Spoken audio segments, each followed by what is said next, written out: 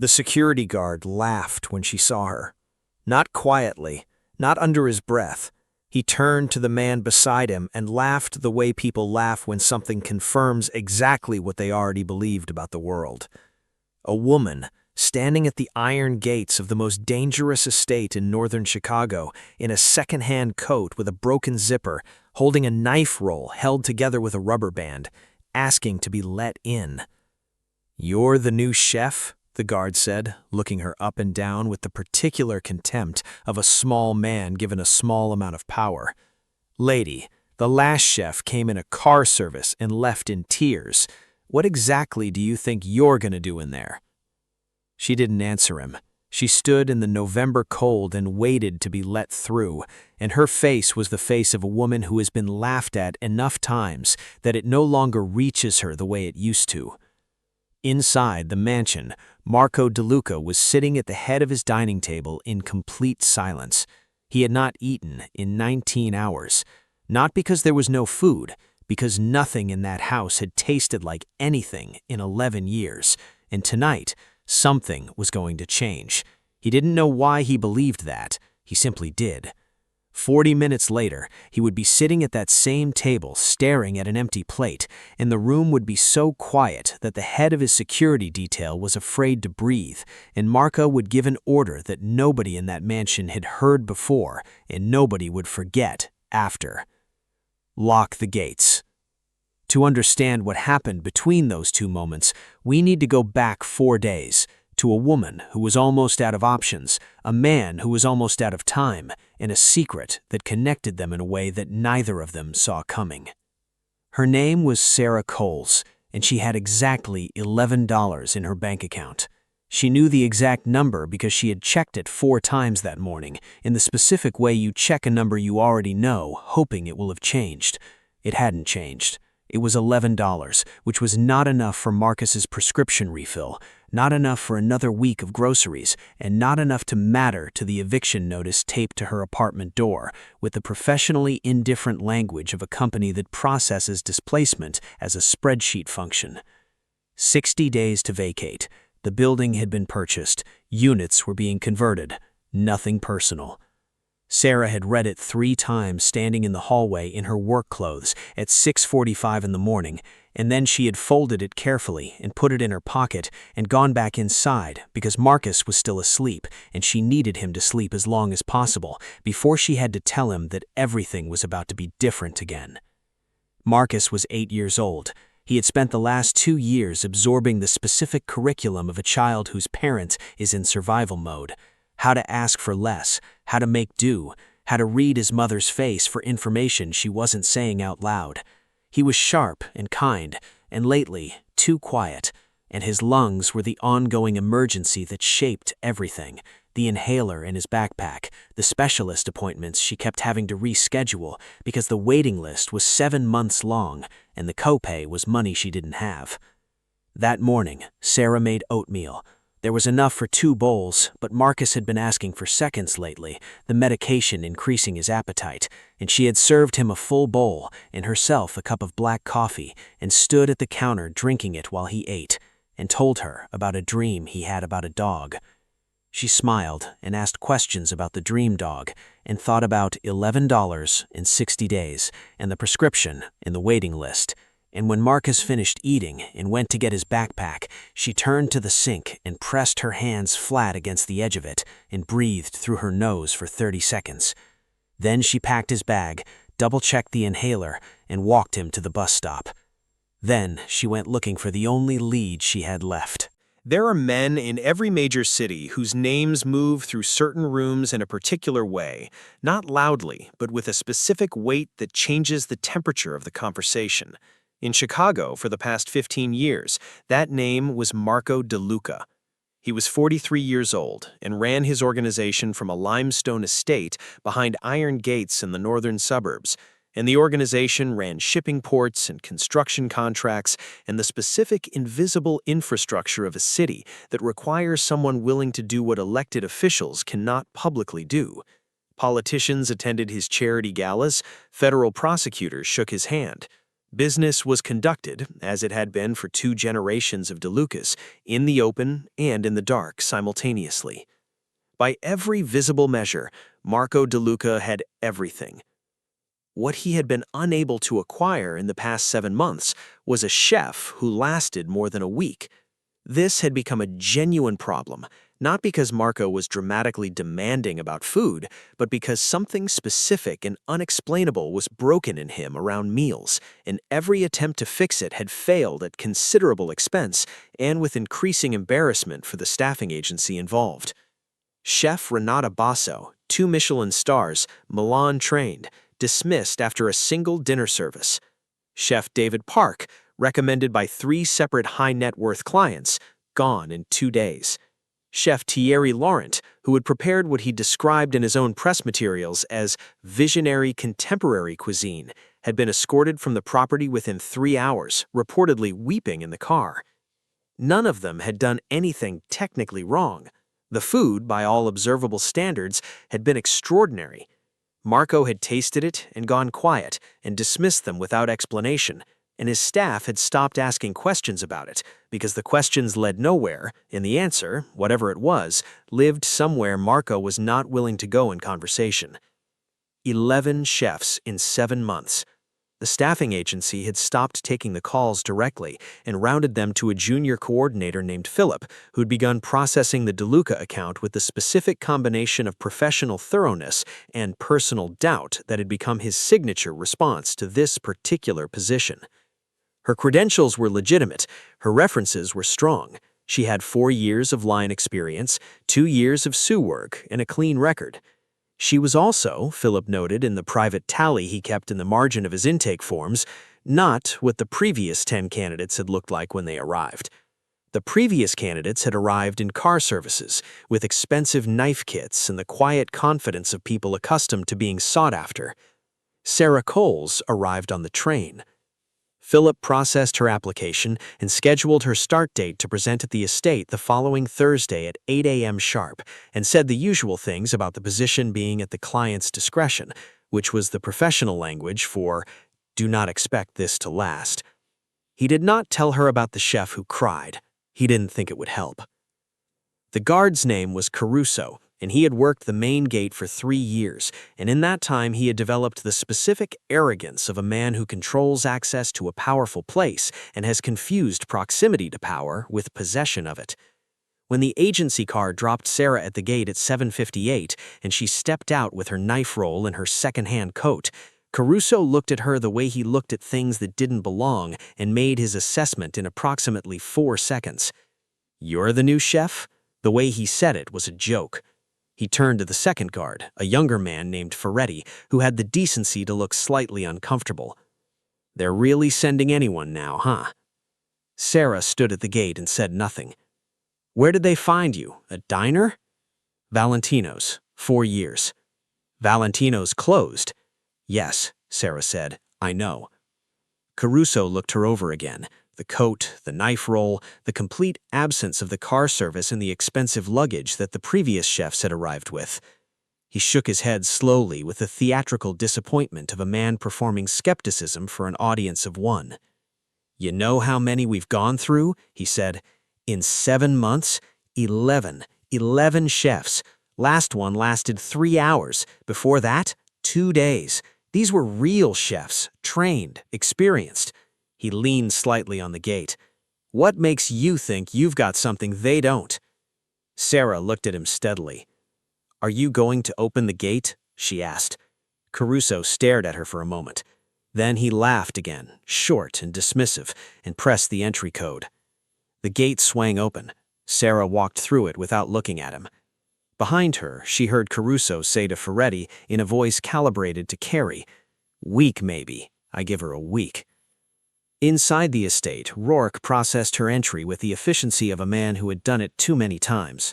He was Marco's head of security, former military, with the face of someone who has observed enough human behavior to have stopped being surprised by most of it. He walked her through the protocols without necessary conversation and delivered her to the kitchen with a single instruction. "Dinner service is at 7. You have until then." He left before she could ask questions. The kitchen was extraordinary. Restaurant-grade everything, a pantry that ran for the full length of one wall, equipment that professional chefs would have described as a dream. It was the kind of kitchen that suggested the person who built it cared deeply about food. The staff who worked around it moved like people bracing for impact. There were 4 of them present when she arrived. Elena, the senior kitchen attendant, 50s, gray-haired, economical in her movements, who had survived 11 chef rotations and worn that survival in the set of her shoulders. Priya, early 20s, quiet, who had been hired 6 months ago and never worked in a kitchen that felt settled. 2 male attendants whose names Sarah would learn later. And Dmitri. Dmitri was 31, stocky, with the particular energy of someone who has appointed himself the cultural authority of whatever room he's in. He had worked in the estate kitchen for 2 years, which made him, in his own estimation, the senior presence regardless of what the organizational chart said. He stood against the far counter with his arms crossed and watched Sarah arrive with the expression of a man watching a foregone conclusion. "They really aren't even trying anymore," he said, not to Sarah, but loud enough that anyone could miss it. Elena said his name quietly. "What, am I wrong? Look at her." He gestured with his coffee cup. "No car service, no luggage. Check the agency form. She's from Pilsen, a line cook."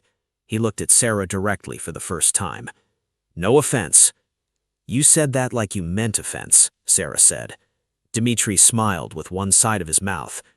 "You'll be gone by morning. They all are. Save yourself the stress and go home now." Sarah set her knife roll down on the prep counter. "Show me where the inventory is kept." She showed her. She had 8 hours. Sarah began the way she always began, moving through the pantry slowly, reading the space before committing to anything. The ingredients were exceptional, far beyond what she had worked with at Valentino's, and the equipment was better than anything she had used professionally. She built a plan, a composed dish, technically strong, the kind of food that demonstrated both range and control. She had cooked it before. She knew it worked. She started on the stocks at 9:15. At 10:40, she reached for the veal reduction she had set aside and found it missing. She searched the shelves methodically, found it 20 minutes later on the shelf directly above the warming oven, where it had been sitting long enough to compromise. Not ruined, but not right. She looked across the kitchen. Dmitri was washing a pan with elaborate unconcern. "That was an accident," he said, before she spoke. Sarah looked at the stock, then at Dmitri. Then she put the stock aside and started over on that component. At 2 p.m., Elena informed her that the mushroom variety she needed for the composed dish had been used in staff meal preparation that morning. Sarah checked the inventory log. The mushrooms had been listed as available at 7 a.m. "There may be something in the lower pantry," Elena said. There wasn't. At 2 p.m., the dry-aged protein she had selected from the refrigerated storage had been moved to a shelf near the door, exposed to warm air for an unknown period. The texture was compromised. Sarah stood in the refrigerated storage for a long moment. She thought about what she was looking at clearly and without the softening effect of wanting to believe in accidents. This was not one incident. This was not coincidence. Dmitri was methodically removing her ability to execute the meal she had planned, component by component, with the patient strategy of someone who had done this before and knew exactly how much damage constituted deniability. She thought about Marcus at school right now, about the inhaler in his backpack, about $11 and 60 days. She could leave. The door was right there. She could walk out, call the agency and say it wasn't a fit, and nobody could blame her. And Dmitri would stand in that kitchen and feel confirmed in everything he had decided about her before she arrived. She stood in the cold storage and breathed slowly. Then she walked back out to the kitchen and looked Dmitri directly. "I need the inventory log for the last 6 hours," she said. "Dmitri, I don't do admin." "Elena," Sarah turned. "Can you pull the inventory log for me?" Elena looked between them, a long pause. Then she went to the office. Dmitri pushed off the counter. "You're not going to find anything." "I already found everything," I'm not pulling the log to find it, I'm pulling the log to document it. Something shifted in Dimitri's expression. Slight, the specific recalibration of a man who has just realized his target is not behaving like previous targets. "You think Rourke cares?" he said, but the bravado was slightly thinner than before. "I think," Sarah said, "that the man who has fired 11 chefs in 7 months is probably paying close enough attention to know the difference between a chef who was failed and a chef who failed." She held his gaze. "But I'm not going to Rourke. I'm going to cook, and whatever happens after that happens after that." She turned back to the prep counter. She abandoned the composed dish entirely, not because she couldn't compensate for the sabotage, she could have, but because the composed dish was never the right answer. She had known that since the lower pantry, since the photograph, since the moment she had stopped trying to impress anyone and started asking a different question. She cooked from memory, not restaurant memory, the older kind. The photograph was still in her coat pocket.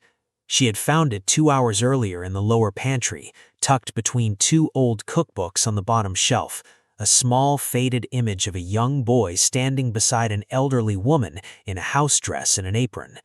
The boy had dark, serious eyes and the early architecture of a face she recognized from the framed photographs that lined the estate hallway. The elderly woman's white hair was pinned up, her hand rested on the boy's shoulder.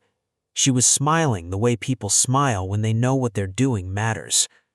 Sarah stood in the lower pantry of Marco De Luca's estate, holding that photograph of a boy she recognized and a woman she didn't know yet for certain. Her hands, which had been moving uncertainly through the pantry for the past hour, suddenly knew exactly what they were looking for. She was not thinking about the job. She was not thinking about Dimitri or the log or the 11 chefs or the gate. She was thinking about that winter, about the smell that had come under the door, about sitting at the table with her grandmother eating something that made the world feel survivable. She began pulling things from the shelves, the simple things, the honest things. The kitchen noticed the change. It wasn't anything Sarah said, it was the quality of her attention. The way she moved through the space with a different kind of certainty, not the performed confidence of the previous chefs, but something quieter and more absolute. The certainty of someone who had stopped trying to win and started trying to say something true. Dimitri watched from across the kitchen.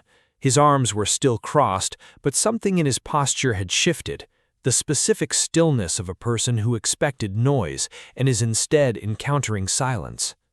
Elena stood in the doorway of the office with the inventory log in her hands and did not go back to her desk. Priya moved closer to the stove without apparently deciding to, drawn by something she couldn't have named.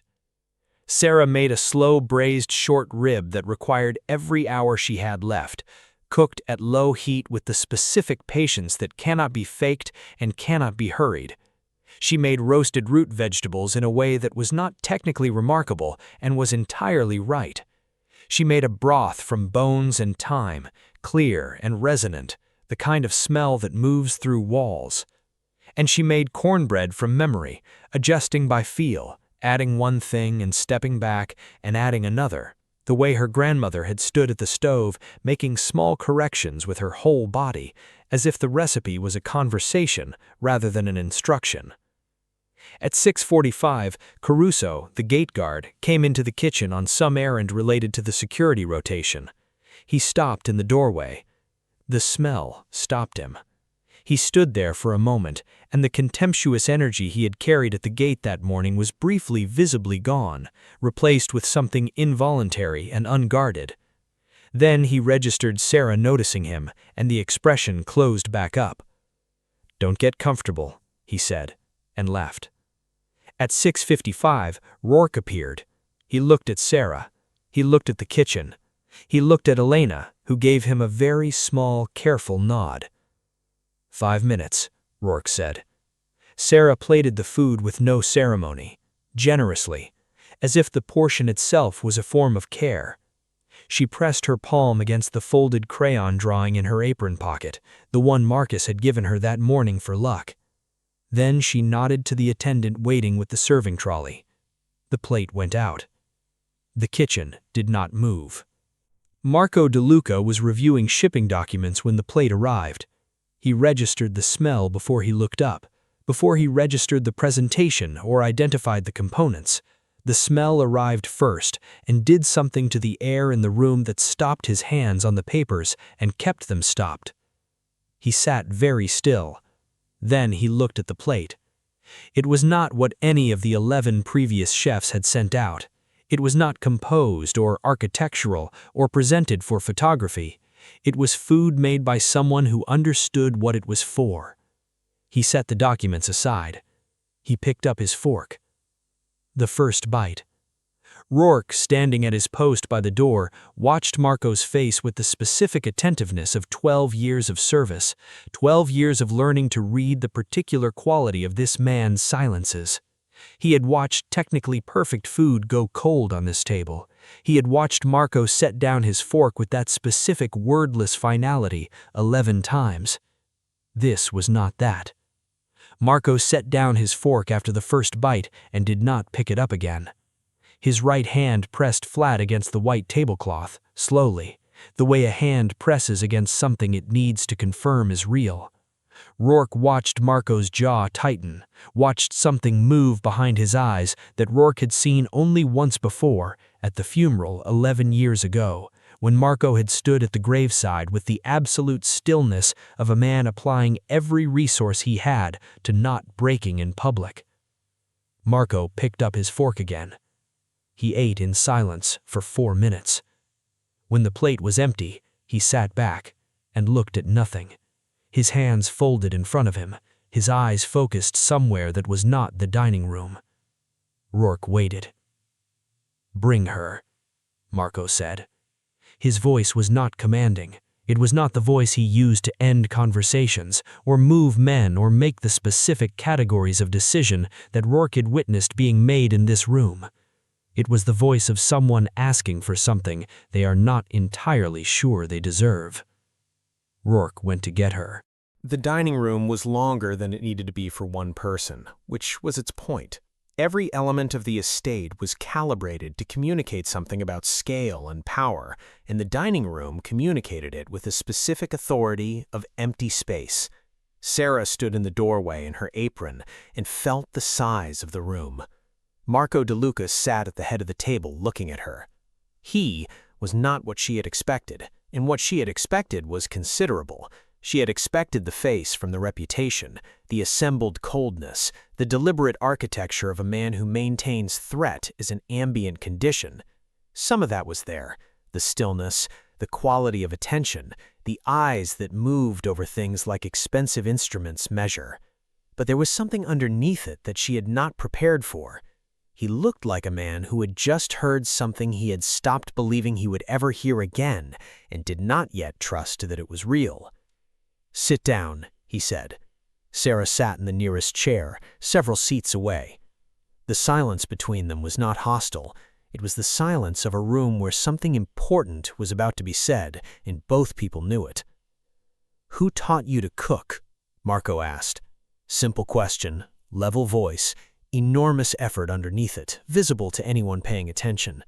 Sarah thought about the photograph in her coat pocket, about the name she couldn't yet confirm, about what she had to lose, which was everything, and also nothing, because she was a woman with $11 in 60 days in a sick child, and she had been laughed at by the gate guard that morning and sabotaged by a man who thought she wasn't worth taking seriously.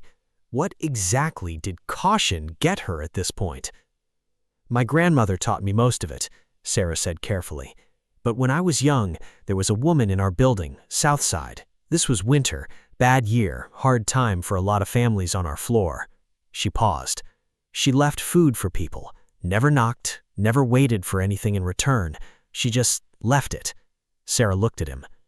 "My grandmother told me her name was Cecilia DeLuca." The room went completely still.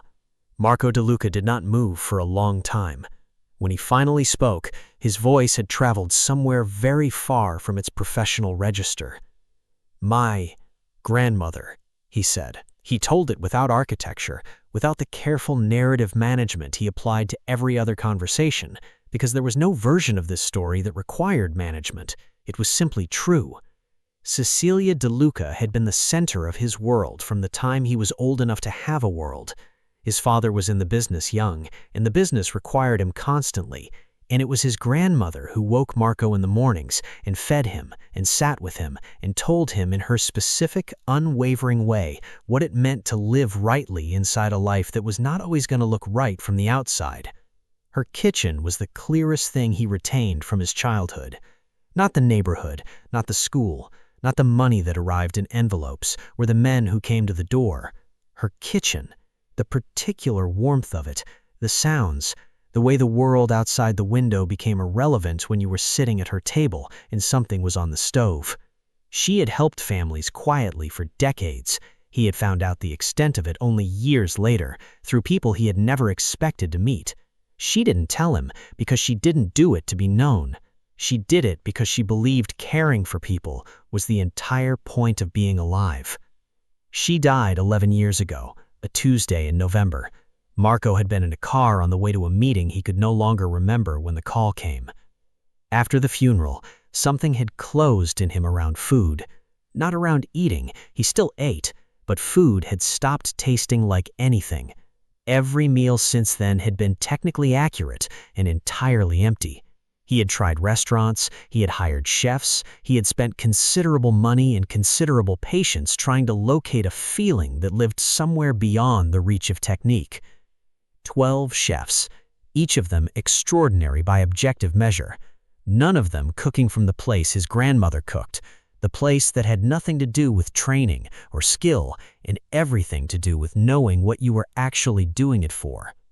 Sarah listened and thought about her own grandmother, about the specific things you absorb when you were very young and someone is teaching you without telling you they're teaching you, and how those things go somewhere below conscious memory and live in your hands instead. She helped us that winter, Sarah said. I was young enough that I don't remember all of it, but I remember the food, and I remember my grandmother's voice when she told me who it came from, the way she said the name. She reached into her coat pocket and placed the photograph on the table between them. Marco looked at it, a long time. The boy with the serious eyes, the woman with the white hair and the particular smile. He reached out and picked it up with both hands, like you handle things that have been missing and are suddenly returned. Where was this? He asked. Lower pantry, between 2 cookbooks on the bottom shelf. I think it was there the whole time. The silence that followed was not the silence of a room where things are being withheld. It was the silence of a room where something has just been placed on the table that both people needed to be there. Outside, the November wind pressed against the estate's windows. The dining room was very long and very quiet. She would have left food for your family. Exactly the kind of family she looked for, Marco said finally. She never told me who she helped. I used to ask her. She would say, nobody worth helping needs to be remembered for it. The helping is the point. My grandmother said the same thing about her, Sarah said. Marco set the photograph down carefully. He looked at her across the length of the table. Every chef I hired cooked for me. You didn't cook for me. You cooked the way she cooked, for whoever needed it. Marco found Rourke in the hallway. Lock the gates, he said. Rourke looked at him. Sir? Call Philip at the agency. The position is filled. Permanently. Marco's voice returned to its operational register, clean and exact. Accommodation in the East Wing. The boy needs medical access. Put him on the retainer roster with Dr. Keller. I want him seen this week. Yes, sir.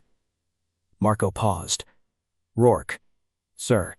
The kitchen inventory for today. Pull it and review it against the log. Rourke was still. You think there was interference? I know there was interference. Marco's eyes were flat and certain. I want to know exactly what was moved, when and by whom.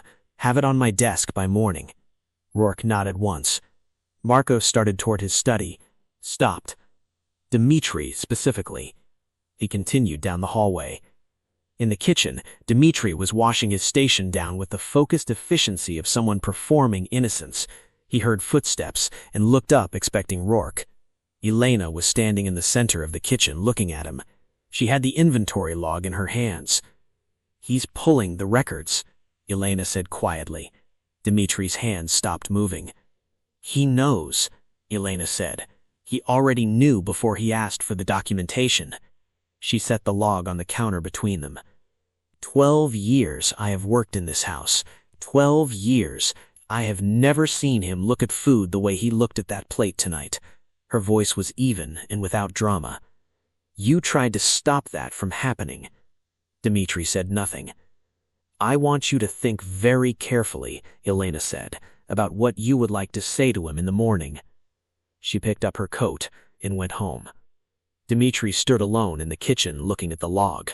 The details came in pieces, the way certain truths do, each piece arriving with a weight slightly greater than the one before.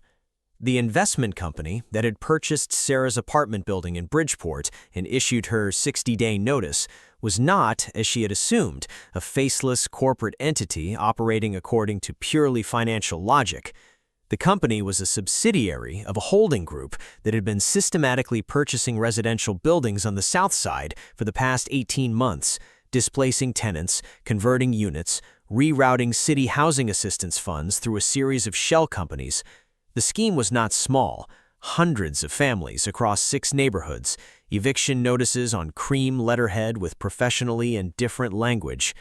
The holding group was owned by a man named Carver, Vincent Carver, who ran a legitimate real estate development company from a glass tower on Wacker Drive and an illegitimate operation from several layers of corporate distance, siphoning municipal contracts and displacement funds simultaneously. Marco's forensic accountants, who'd been quietly tracking the shell company network for 3 months as part of an unrelated financial investigation, had identified the Bridgeport building 6 weeks ago. They had also identified the tenant list. Sarah's name had been on it. Marco knew who she was before she arrived at the gate. He knew when Caruso laughed at her in the driveway that the woman being mocked had been displaced by a man Marco was already in the process of dismantling.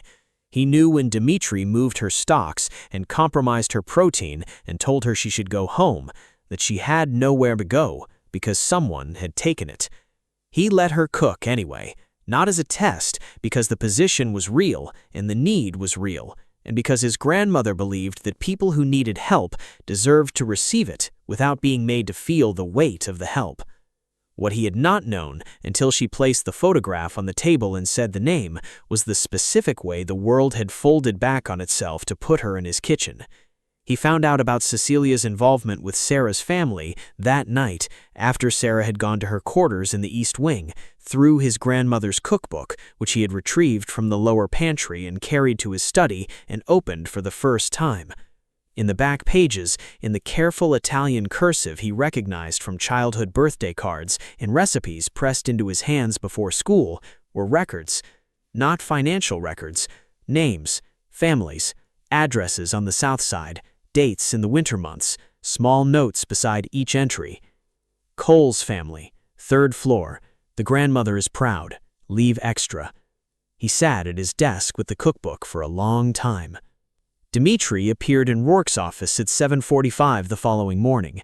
He sat down without being asked and placed the inventory log between them and told the truth completely, not because he had become a better person overnight, but because he had spent the night accurately calculating the alternative.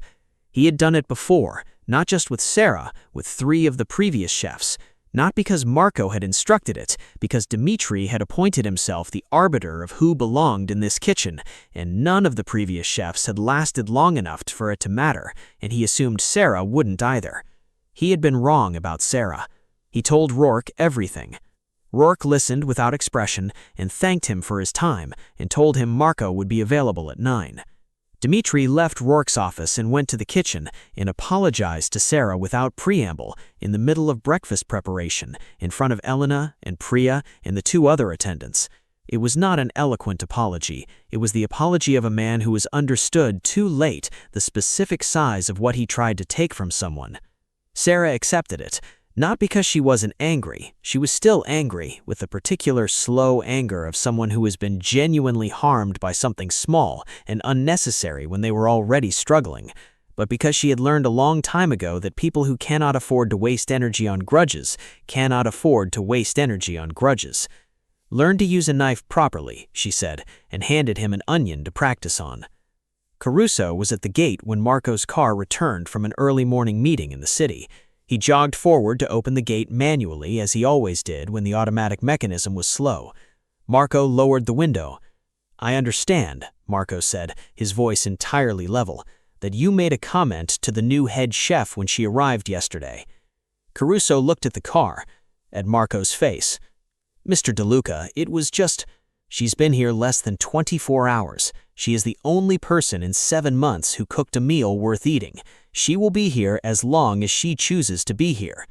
He looked at Caruso with the specific patience of a man who requires very few words to communicate a very complete message. "Do we understand each other?" "Yes, sir," Caruso said. "Good." The window went up. Ferretti, who had watched the entire exchange from the guardhouse doorway, did not say anything to Caruso for the rest of the day. He didn't need to.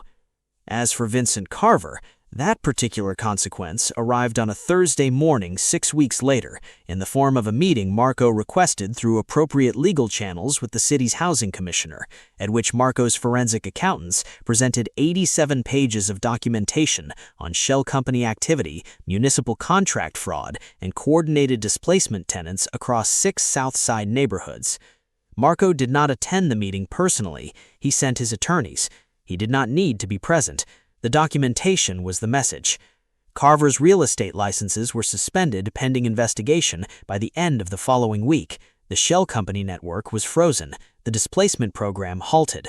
The families currently under eviction notices in the 6 affected buildings received letters informing them that their cases were under review and no action would be taken pending the outcome. Marco never mentioned any of this to Sarah. She found out from the news on a Wednesday morning, standing in the kitchen with her coffee, reading on her phone. The building in Bridgeport, her building, listed among the 6. She read the article twice. Then she put her phone down and stood at the kitchen counter for a moment and thought about Cecilia DeLuca leaving food outside apartment doors, without knocking, without explaining, without requiring anyone to know where it came from. Caring for people because it was the entire point. She went back to making breakfast. 3 months later, the estate kitchen was a different place. Not dramatically different. The equipment was the same. The pantry was still extraordinary. The staff moved through the same space with the same daily rhythms. But the bracing quality was gone. The held breath posture. The particular exhaustion of people waiting for the next dismissal. Priya had started asking questions while they cooked. Real questions. The questions of someone who wants to learn rather than just wants to complete shifts. Elena had retrieved the cookbooks from the lower pantry and organized them on the open shelf above the prep counter, where they were actually used rather than stored. Dimitri's knife work had improved considerably, though Sarah told him this once and without ceremony. Marcus was doing better. The pulmonologist had adjusted his treatment, and the cough had diminished to a manageable quiet, the inhaler still in his backpack, but used less. He had made 2 friends at his new school and came home talking about them constantly, which was the sound Sarah had been waiting for a long time. One evening, long after the kitchen had been cleaned and the staff had gone, Sarah was writing in the back pages of Cecilia's cookbook. Not over the original writing, in the blank pages at the back, new notes alongside the old ones, small adjustments and additions, a record of what she had found and what she had changed and what she had kept exactly as written. Marco stood in the kitchen doorway. He did this sometimes, in the evenings when the formal activity of the day was finished. He would end up in the kitchen in the way that people end up in the rooms they feel most like themselves. He looked at the open cookbook on the counter. "What are you writing?" said Marco. "Notes, what I changed and why, what I kept.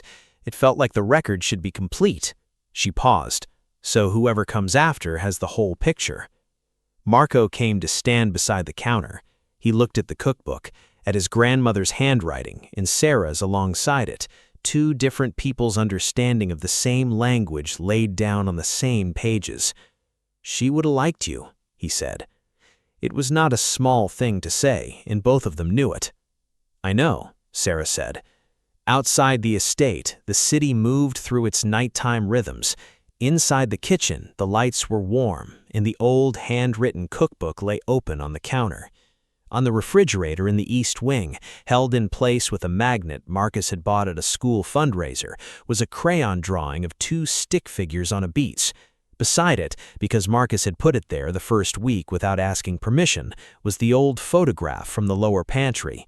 The boy with the serious eyes, the woman with the white hair and the particular smile, the woman who left food outside apartment doors without knocking, without waiting, without needing to be seen, because she believed caring for people was the entire point. Marco DeLuca fired 11 chefs in 7 months, not because the food wasn't good enough, because nobody had cooked from the right place. The chefs who came before Sarah arrived with training, reputation, and expensive equipment, and the specific confidence of people who had been told they were excellent. They cooked for a powerful man in a large house, which is what they had been hired to do. Sarah arrived by train with a knife roll held together by a rubber band, and $11, and a sick son, and a gate guard that laughed at her, and a kitchen colleague who spent the day trying to make her fail. She cooked anyway. Not for Marco DeLuca, the feared man in the large house, for whoever was sitting at the table and needed something warm. That was the thing 11 chefs with every advantage had not been able to give him. The gate guard that laughed at her is still at his post. He opens the gate for her now with a different quality of silence. The kitchen colleague who moved her stocks and compromised her protein and told her she should go home is now learning to use a knife properly, slowly, with a patience he is still developing. The man who displaced her family and hundreds of others has been quietly, thoroughly, and entirely legally dismantled by a forensic accounting team that submitted 87 pages of documentation to the city's housing commissioner on a Thursday morning. And somewhere in the back pages of an old handwritten cookbook, in the careful cursive of a woman who believed that caring for people was the entire point, was a small note beside a family's name. Leave extra. She knew, even then, that they would need it. Marco spent 11 years searching for something he thought was gone forever. Sarah only came looking for a job, but Cecilia had been setting this in motion long before either of them was lost. If you were Sarah and the gate guard laughed at you, and someone spent the day trying to make you fail, and you had $11 and nowhere else to go, would you have walked back through those gates and cooked anyway? Tell me in the comments below, and if this story hit you somewhere real, share it with someone who needs to hear it today.